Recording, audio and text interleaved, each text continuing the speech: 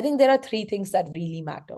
The first and the foremost is the onboarding process. When CS looks at a journey, CX ensures that the right expectations are set for the customer, but a CS ensures that it is achieved quickly. The second one, I think, is a very proactive engagement. So when you're doing with CX kind of defines what that success matrix will look like. How are we going to collect insights and feedback? And not only how are we going to collect them, but how are we going to also make sure that the complete product lifecycle is kind of fed into the whole operational system of the organization. And then the last piece, the expansion and the advocacy for it. So from an aspect of CX, you're looking more towards defining that brand experience. But then CS is focused more on right now, the brand experience has been defined by the CX team. It's about how do we nurture it and build that loyalty for them so we can upsell to them.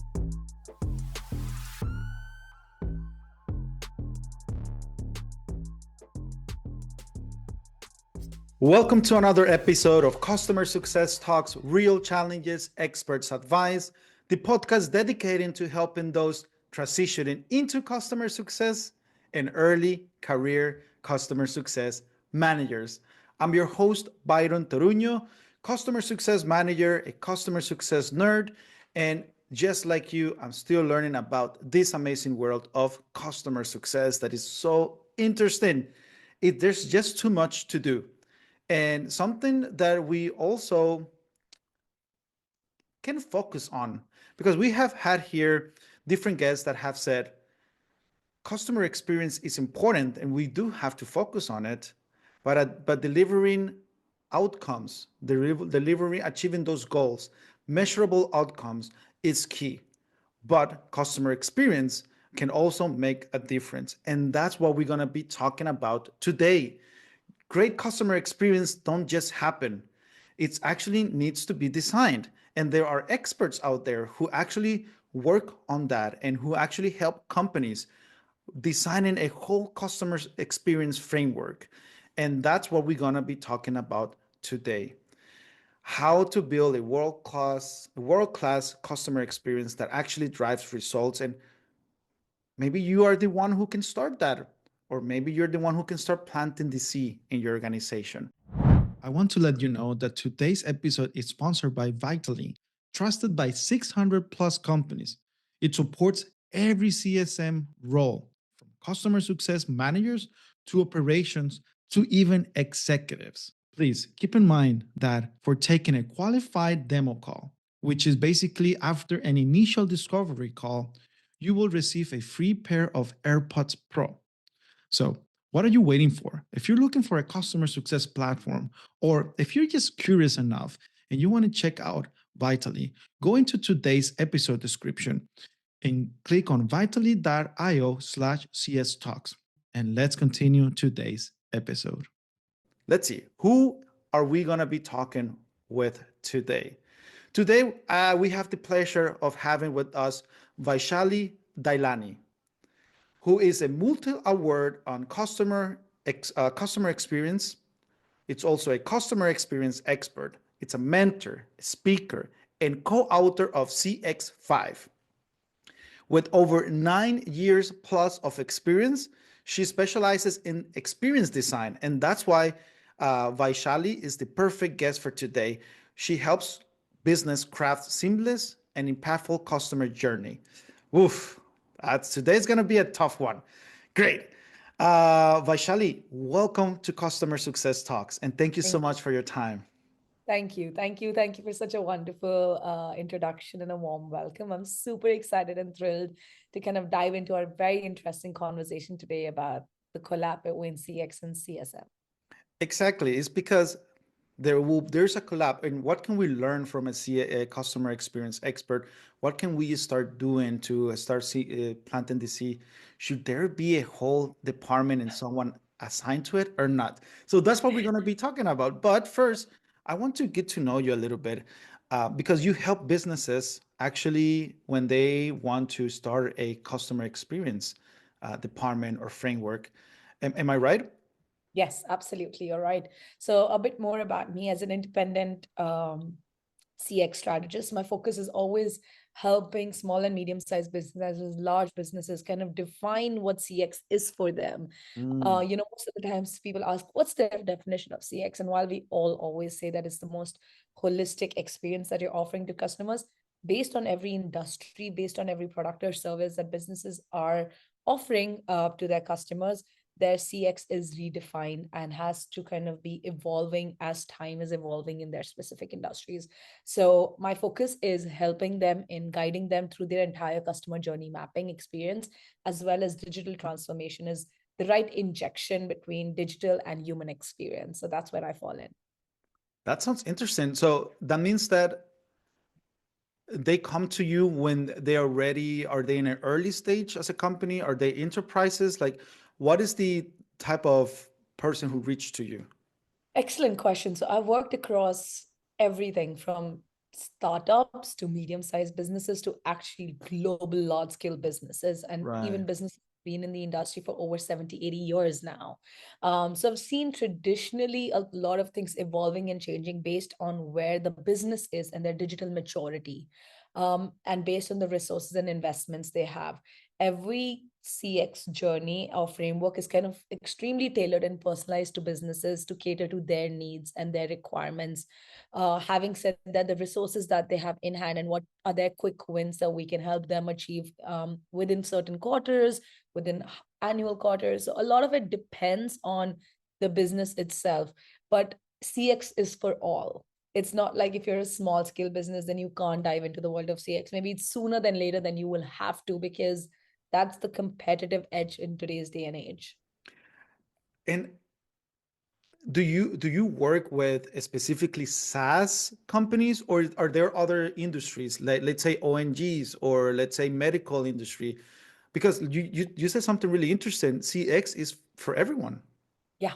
Yeah. It's for everybody. I've worked with pharmaceutical businesses, cancer institutes, higher education that are offering courses and services like education courses to degree programs to students, to non-for-profit organizations that are offering member-based community programs, Mm. to manufacturing where they've sold bathtubs and vanities, and to fintech, where you're actually selling a digital product or a mobile app for the low-income migrant workers in the UAE. I've done it all, and I've been very, very lucky, touch wood, throughout my career to have that exposure and opportunities that have come my way through extremely incredible mentors who have guided me through. And that's one of the reasons why I'm always out there having conversations and talking to new people, because I've had such great mentorship and great guidance. And I think, when you have that, you want to kind of offer it back to the community, Yeah. which is why I do guest lectures. I'm a part of different education systems and offering students that kind of guidance very early on in their career. I wish when I was in university, somebody told me about CX. I do think that within the education sector itself, you have these core competencies of programs and courses of, UX and different programs. So when it comes to CX, it's so ever evolving that education hasn't tapped into it yet. There are a lot of certifications within it, but Mm-hmm. over the years, it is going to come. I foresee that as a future, which is why program directors and presidents are so happy and so welcoming when I kind of offer to speak to students about it. Yeah, and I think also adding to what you're saying is that I think as a company, at least I'm more experienced in the SaaS industry. I Yeah, feel that CX, either the company is not a customer centric culture, so that's also a different shift. But when the company is a customer experience, customer centric culture, they do have the customer experience behind their in their minds. yeah, But I think that it also comes into when to actually start designing that customer experience department or hire that person, because there will be yeah. fires. It's like, hey, how can I see the return on investment on this? And those questions into sales, product management, customer success, customer support, and then customer experience comes into play. So how have you seen that evolving over the years and overcoming those challenges? Because leaders might think about customer experience as, yeah, let's all think about customer experience, but not having Mhm. someone that can actually tailor that. No, that's a great question. I think a lot of it depends on the maturity of the business and the organizations and the awareness that they have. Many organizations don't even realize that there is a need for customer experience till they see the analytics dropping or sales dropping. And they're like, Yeah, something's wrong. It's only at the time of crisis that somebody remembers, oh, CX exists, you know? that's so A true. lot of them see it as an expense or a liability over an asset, unfortunately. And when there's a crisis, it's like, oh, we need CX, we need CX, we need to kind of resolve this, which is great because at least there's an awareness. And organizations, I think, as I've seen them evolve, don't necessarily invest into CX right away. There's a process that I've seen starts off with like, oh, we need an advisor and a contractor or a freelancer to kind of Mhm. support and guide us through. They're ready to take small investments into it to see what are the returns and then invest more into having a full in-house CX team. So it starts off with something like as small as, okay, let's do a little project and see how that one is going. Once a project starts off, the CX person who usually comes in is like, guys, you have bigger problems to solve. It's not Yeah. this tiny project that you've brought to us. And then from that, you pick up different weeds and you're like, okay, but then there's this problem, and then there's this one, and then there's this challenge. And they're like, wow, we didn't know that existed. And this could also impact consumers' experience that they're having with that brand or product. And so they're like, okay, that makes sense. Let's finish this one project. And then let's talk about the next book and the scope of next. So it just happens to be like these, ripple effect that goes on because of one small tiny thing. The organizations then start, and CX consultants and independent contractors play a huge role in bringing in that education level, the Hmm. adaptability of CX and understanding of CX, because over the years, organizations have not had that. If you look back, the trend of CX has only started 5 years back. It's Right. been, and it's going to only escalate moving forward. Today, what is AI doing, right? It is helping organizations bring in that wow factor, bring in that hyper personalized experiences. Why do you think there are so many AI tools that are like, hey, why don't you create personalized videos at scale or do personalized things at a large scale? And AI is focusing on that bulk that organizations think otherwise would be very ineffective to reach to a mass audience through doing it through a normal, traditional, conventional process of like taking a video for each customer as an example. So, having said that, I think it is evolving and it is changing. And then when it comes to having a full in house team, larger organizations definitely have it. And that is also, if they don't have it in house, then they have partners in the biggest consulting firms and organizations that provide them that kind of external support. But it's almost that blur line between internal versus external because they're always there as a team to support them, but they're still not their own salaried employees. And what would be your definition of the roles? If we focus on now focusing on the roles respective specifically, Yeah. customer success and customer experience. What would Hmm. be the definition of those two for you? Oh, I think if I had to kind of extremely simplify it, Yeah, I okay. would think of just a simple terminology, right? When you think of customer success and customer experience, you're looking at success. When you think of the term success, it is defined to achieving a certain desired outcome. Right. What is success? It's a desired outcome, right? Hmm. Of a product or a service. So it's about, did the customer complete that last thing that he wanted them to do? And that's how you define success. But when you look at experience, you're thinking of it as a more end to end. It's more about, okay, what steps did that customer take to reach to that decision making success point? And so that's the biggest difference. I would like to put it in the most simplistic possible way, which is why both teams need to work hand in hand from making sure that it's a more seamless, emotionally resilient journey for the customer that helps build that loyalty and achieve their success matrix. Yeah, I love that because then the way that I will see this as per your definition is like having an umbrella, and that umbrella is CX, and ever anything that comes under it will be other departments. Correct.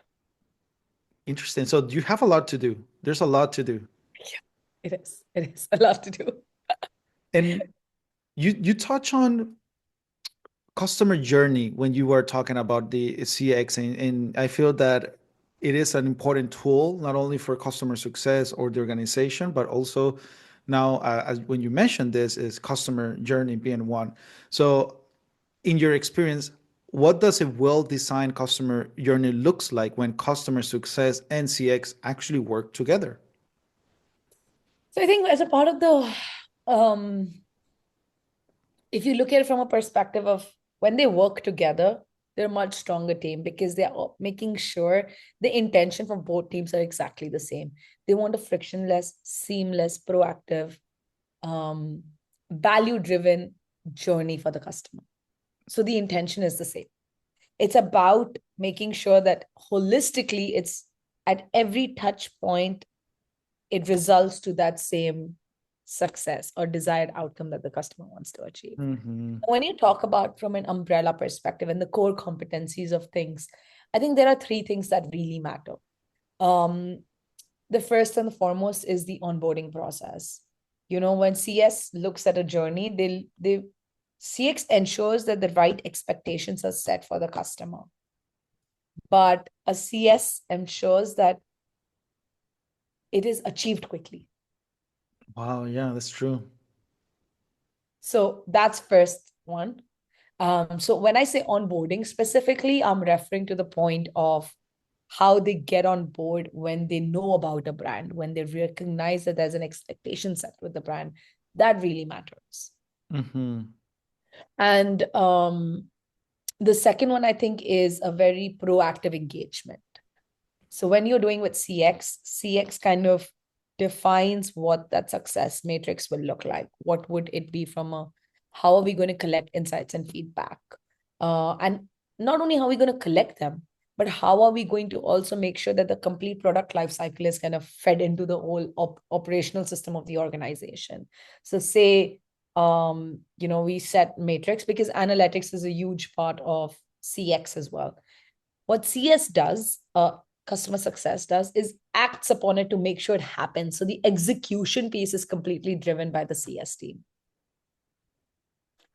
And then, so these are two areas where I think they work very, very work hand in hand. And then the last piece, I think a lot about it depends on the expansion and the advocacy for it. So Mm-hmm. from an aspect of CX, you're looking more towards defining that brand experience, but then CS is focused more on right now the brand experience has been defined by the CX team. It's about how do we nurture it and build that loyalty for them so we can upsell to them. So I love what you're saying here, Vaishali, because you're touching on value driven. You say proactive engagement, and also the customer success team is the one that executes. But I also feel that with a well-designed customer journey and having the CX person, the CX team, and also the mindset on top of that, it actually creates those touch points that you were talking on Mm. before, like seamless for the customer Yeah, to make it like really, really easy for them to actually have a good experience from the beginning to the end. true. Yeah, absolutely. Would you agree that this is the first tool that an organization should start working on to start implementing proactive approaches and improving that customer experience? Or is Yes. there another one that you will recommend? I think this is one thing that I definitely recommend, but then the also other thing that I would suggest is being able to listen to your audience. Most of the time, Mm. success teams talk to customers rather than listen to their customers, and so I think there's a big gap that needs to be filled in. And when I say listen, I genuinely mean active listening and not passive listening, because active listening helps you identify patterns that a consumer must be saying or feeling at a certain touch point or a key and during their key touch point during their journey. So that really helps with being able to then start documenting it and then creating that journey from a holistic perspective that will Mhm. help drive the strategy of the organization and make it a more customer centric organization. Interesting. I love that. I think that, and those are steps that someone can actually start Yes. doing this week, right? Yeah, absolutely. Doesn't you're talking to customers anyway. Is how you changing your mindset as a CSM more than anything else, right? Yeah. So it's not, it's also active listening and collecting. Yes. But then have you seen AI working here? Oh yeah, 100%. Nowadays there are tools and technologies that are kind of supporting this. So whether if it's a CSM or a customer support team as well, you will notice that they want to bring that first advantage move in the space of offering customers that wow experience, whether it is reaching to them in their translated languages or making sure that using AI, they can soften the tone of the voice that they're putting based on the customer's responses. So there's a lot happening in the AI space that is through machine learning and LLMs that are creating these algorithms that will support organizations and Mhm. remove that human errors and reduce efficiencies because they want to ensure there's a wow experience for the customer as well. Absolutely. And I think that there are a lot of CRMs that Yeah. already have a big potential, maybe that you are currently actually using that can help you automate processes Yeah. and better help you better understand what that dashboard is True. saying. Yeah. Also, at the same time, today tools are focused on integrating AI emotions, AI in the whole space because you will see certain areas. Say you're using a CMS or a DXP, which is a CMS is a content management system that helps create websites and content. At the same time, a DXP is a digital experience platform system. You'll be amazed that they have this really AI integrations internal again to their product that can help enhance experience of customers as well as of the content authors or the ones that are creating that experience for the end user because then you realize that hey, if you're creating a experience for the consumer, the employee experience has to be better first. Oh, So it's almost like I think of it, and I like to think of it this way, is more of an energy exchange. Because it's not just from the time of the success, but it's 10 steps behind where nobody realizes if someone's creating a campaign for the end user, how are they feeling in the process? It's not about just the number game.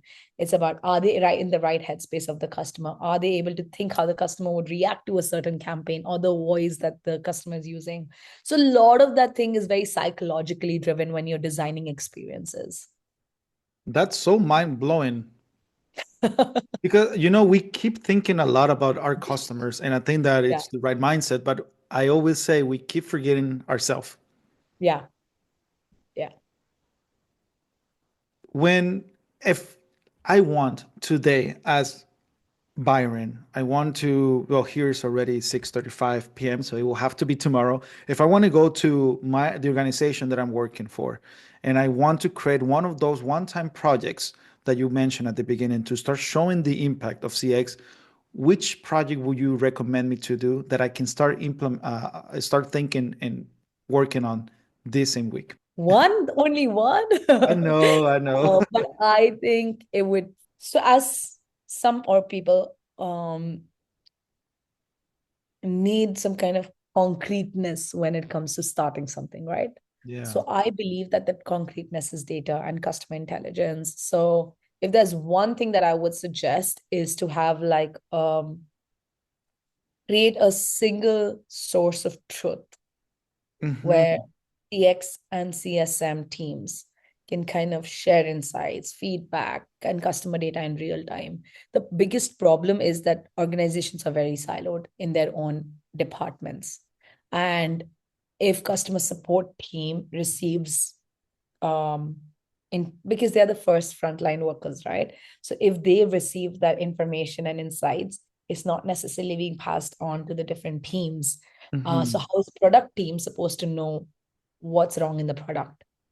How is the CX team supposed to design that experiences? So a lot of CX is also related to cross-functional. CX works there in the job of the person. is to ensure it's a holistic experience for the customer, which means that internally they need to build a holistic collaboration across all teams to make sure that the end user feels like one voice is coming out to them. And what I'm hearing from you is that there's no way that of doing this successfully without first us internally aligning. Yes, 100%. That's the 100%. first step. Yes, absolutely. But Vaishali, I think that's one of the biggest challenges. How the hell Yeah, can we do that? Because we all are so busy that, and then C-suite is like, I'm not gonna pay for someone who only yeah, dedicates to that. But then we are super busy doing 1,000 things at the same time. yeah. So, I how get you. how can we do that? So I had a very similar challenge, and I have been advocating CX everywhere I've gone. I've been really lucky. I'm not gonna lie. Everywhere I've gone, there's not been a CX role. I have created one. I've Oh. had every time. I've not been hired for it till I like kind of proved that CX is existent and as a service offering. So even the previous company that I was working with, CX was non-existent. I started everything from the scratch. In the one that I was working previously with the fintech, CX was non-existent. I was like, no, we need CX. So I've been Yeah. advocating this for like almost 6 years of my life right now. Um, and I understand where you're coming from, but as a CX professional, someone who's extremely passionate about customers, I feel that you have to take that extra step. You spend an extra hour at work, or you figure out how you can add or show value um, by doing small things. You don't have to do big things. So one of the things that I did in the previous organization was like just listening and being on calls and picking out patterns.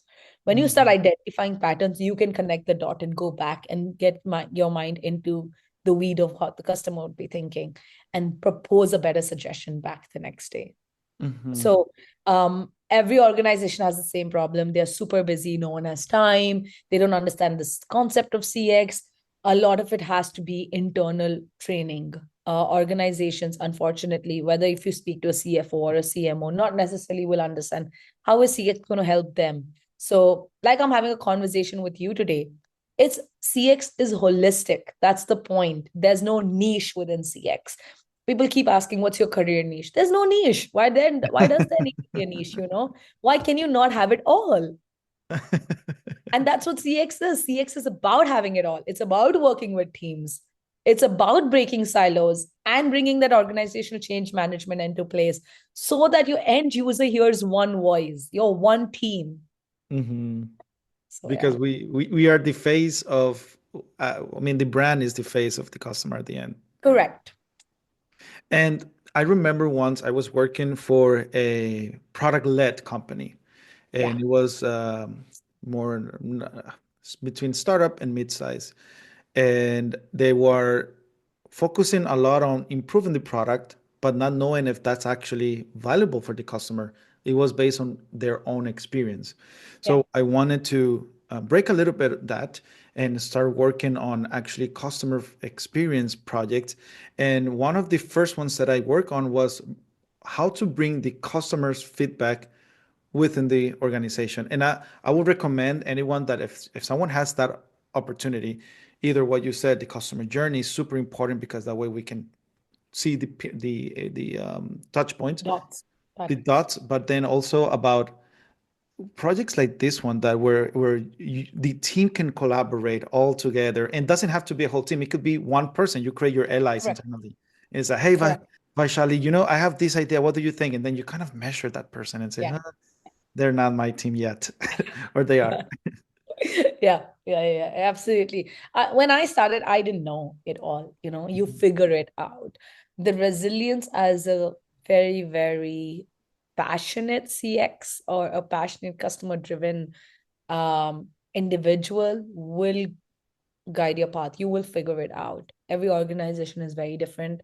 Having worked on so many projects, I've interviewed over 600 people by now. One thing I've realized, humans are complicated people. But 100%. it's very complicated. But what's interesting is that they have almost the same reaction to things. You're a consumer at the end of the day too. You are understanding, if you know you don't like something, a customer won't like it too. So it's about putting yourself in the shoes of the customer. Which sounds easy, but there's a It's lot of not. work. It's not. Yeah. It's not easy. And I It's a think, very, yeah, sorry. I was just going to say it's a very internal process as yeah, a CX professional. It's hard to explain. And that's why I'm having these conversations and calls, right? Because you need to vocalize it and put it out there. People can't get into your head if you don't have these conversations that are so open-ended and leave you to kind of educating a lot of organizations and people about it at different platforms. Vitally playbooks automate repetitive work and customer journeys, turning CSMs from reactive to proactive. Isn't that what we all want?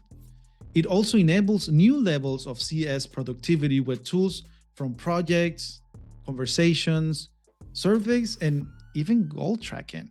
So, what are you waiting for, everyone? Go ahead into today's episode description, click on the link vitally.io/CS talks, and let's continue today's episode.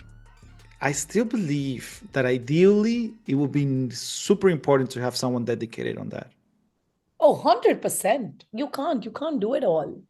When it comes to CX, you need somebody, you need one person to start with, bare minimum, bare minimum. Yeah. You can't add that as an additional task to somebody else Yeah. because this job is a job in itself. You might be like, oh, whatever, who needs, but you need an outside perspective. And CX professionals bring that outside perspective. It's about breaking silos and saying, you know what, we need somebody who can look at us from a more holistic perspective as an organization. Sometimes you're so into the weeds of things, right? CX helps you bring that outer perspective and that 360 lens of the entire organization and the experience you're offering to the end users, because that person is the voice of the customer for you as a brand. For you as a brand. This is so impactful. But when we talk about impact, how can we measure CX? Because, all right, so I have a one project, I can use a success criteria for that project, great. But then how can I actually caught the attention of that C-suite into, hey, promote me, or hey, hire someone, or how can you measure the success of CX as a whole? Because there's too much, Vaishali, there's too many touch points. Yeah, there are. So this is, I think, an ongoing conversation in our little world of CX about how do we constantly evolve and identify matrix and all of these things. How do we define success? Because see, as CX professionals, we've heard it all. We know we've heard people say, "Oh, this is so fluffy," or like all of this is just good on paper. But how does it impact a customer? How good is it? How good is it to be true? So when your analytics are extremely important, having that customer intelligence will help show the value of things for the C-suite, like you mentioned. But also as an individual, you need that gratification, right? Yeah. I don't think of like, oh, what is the C-suite going to think? I think of it like, okay, great. I'm doing, me or the team overall are doing something, but what's our gratification level? You as a CX need that first. If you don't fill your cup, how do you fill somebody else's cup? You need to be convinced that you're doing the right thing to be able to prove it to somebody else. So analytics are extremely important. When I think of it from a project basis, I like to define it into two aspects. One are those fixed matrix and one are those variable matrix, right? You need to have fixed matrix which are extremely high level. So, whether it's your customer health score, whether it's your retention, your adoption rate, all of that are like overall overarching matrix that are extremely important. But Yeah. then, like you said, at a variable point, there's so many touch points. How do you know? So I like to, it's a personal preference completely. Um, I like to have different metrics for different projects within the organization. So it's easier to define it. As an example, if you're working on a customer's onboarding journey, you create and you look at each touch point and then you create a matrix for that journey specifically. So how is that going to help? Because when you look at it from a smaller lens, Yeah. because you can then start defining bigger things. The biggest problem organizations do is look at it from a very overarching thing and think nothing is working. It won't work. You can't change your entire audience segment. Not You in know, one day or 1 month. yeah, exactly. So start with one journey, start with any particular journey that you think is a problem for customers. As an example, start with onboarding, start with, okay, why are we not getting that quick retention, or why are we falling over certain aspect of a overarching thing? Pick that particular journey and have smaller break points of KPIs that you can associate to it. Now Yeah. that could be, is the page loading quickly? What's their first response time in terms of how long are they taking to read something and then click on it? Are they clicking on the call to action? Where are they stopping? Is the question too big for them when they are not answering things? Are they lost on the product page? Is the information clearer to the customers? Do they know how to request for call? Think of how a customer would think if they were in that page, and relate to everything. Because sometimes you have to track everything to know what the problem is. Problem is that organizations don't track everything. They look at, oh, is NPS good? Is CSAT good? Is CES good? If that is good, then everything else is fine. Uh-huh. It's about getting into the nitty gritties of analytics to be able to achieve that overarching matrix that organizations are then looking for. And break it down into smaller things, right? I'm not saying that take this whole thing 1 year. Break it down. Say, okay, first quarter, we are going to figure out how to improve our onboarding experience. What can we do? What are our quick wins? Yeah. Identifying quick win journeys is the first step that I would suggest. Where you see a lot of calls coming through, or you understanding that if you use Google Analytics or any other platform, you understand what analytics are working through. And based on that, the ones that's extremely dipping down, you pick that journey and deep dive into it. When you deep dive into it, you'll find 10 other problems. It will open a Pandora box. Absolutely. Oh, and that's why you need somebody in CX, because they've done this all for a really long time. They know the drill of how to do everything. They know how a customer would feel, how to empathize with them, what emotion a customer might be feeling. Emotions in the world of technology is a whole different ball game. It's always about how they are feeling, because an experience is nothing but a perception of the a customer's perception of the brand. Wow. So that's why surveys can kind of how also help on this one. Yes. Yeah. Because if they If they're true. perceive, yeah, if they perceive the brand experience was good, then they will receive a high, ideally. Yeah. This is so exciting, Vaishali. This is super exciting because I feel that there's a lot that can be done and it's not done because there's no one as well taking ownership of that. And there are ways, like as a leader, someone can say, hey, let's work on this quarter on 1, 2, and 3 projects and let's divide that. But then who tracks that? And then who goes deeper into that, as you said? This is super exciting. I think that you have been given a lot of many tangible steps that we can all follow or start implementing internally if we want to create a CX experience. But I think I don't know if it's hard or an easy question for you based on all the information and steps that you're given, which is what last advice would you give to someone who actually wants to implement them? Because you have given a lot, I know. There must be something that we are missing. Um, I think nothing beats a human touch and an honest conversation.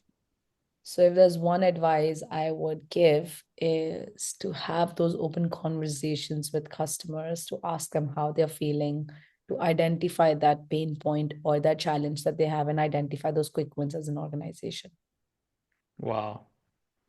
It's all about listening Yeah. and curiosity. This is so cool. And curiosity is extremely important. I'm a very curious personality. And one thing I love about CX as my role and my personality is there's no personal Vishali and a professional Vishali. It's a one. You bring that whole of you into your work. And that's something I love because I'm unfiltered as a human being. And and that's how your customers are. So I love it. I can feel that passion through the camera, Vaishali, and I'm pretty sure everyone can as well. Thank you very much for your kind words, for all the info that you just gave, because we can literally just break down what you said and actually implement. So I hope that's not a future issue for you when we are stealing your ideas. Not at all. That's absolutely fine. It's about sharing and giving away.